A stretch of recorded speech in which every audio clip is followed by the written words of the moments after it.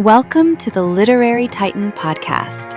In every episode, we dive into a book we've just read and share our thoughts, from best-selling authors to rising literary stars. We read it. Now let's talk about it. Only Breath and Shadow is a work of historical fiction that follows Christian Drewe, a blind and war-scarred English veteran living in Vienna as Austria slides toward Nazi control. Around him, friends, performers, Jewish families, and refugees are pushed closer and closer to danger, while the novel threads in real historical figures and the rescue mission of Gil and Eleanor Krauss. What I liked most is that this isn't just a story about political collapse.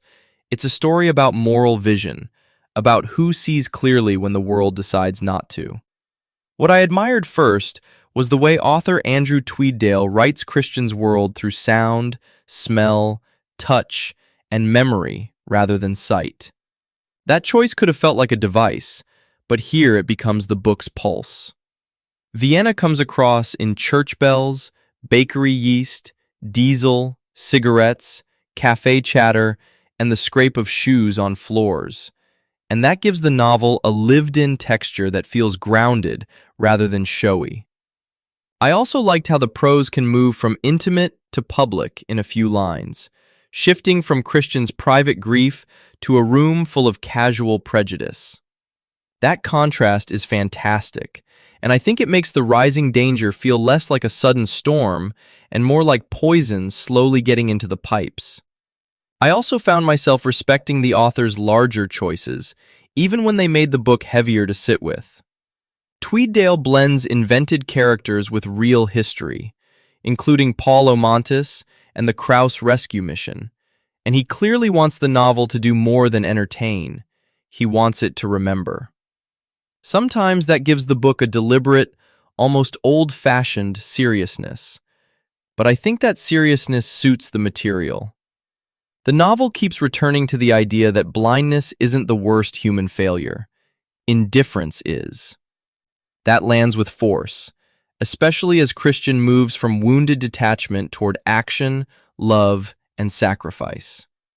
By the end, the book feels less like a tale of one damaged man and more like a reckoning with what decency costs when history turns brutal. I would recommend Only Breath and Shadow most strongly to readers who like historical fiction with a conscience, especially novels that mix private lives with real moral pressure.